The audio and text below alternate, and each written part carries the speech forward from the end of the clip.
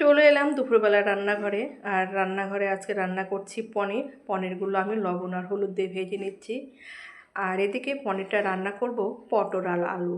পটল আলুগুলো কেটে নিয়েছি, পটলগুলো আমি ভেজে নিচ্ছি, আলুটাকেও আমি ভেজে উঠিয়ে নেব। আর ওই তেলে কিন্তু ফোড়নে দিলাম জিরে লঙ্কা তেজপাতা আর আদা জিরে লঙ্কা বেটে রেখেছিলাম, সেই বাটনাটাও দিয়ে দিলাম। দিলাম একটু হলুদ আর লবণ, দিয়ে মশলাটাকে বেশ ভালো করে এখন কষিয়ে নেব।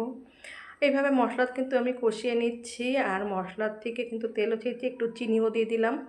দিয়ে মশলাটাকে বেশ ভালো মতো কষিয়ে নিয়েছি, তেল ছেড়ে দিয়েছে। ভেজে রাখা আলু পটল আর পনির সবগুলো দিয়ে বেশ এভাবে আমি মশলার সঙ্গে কষিয়ে নেব।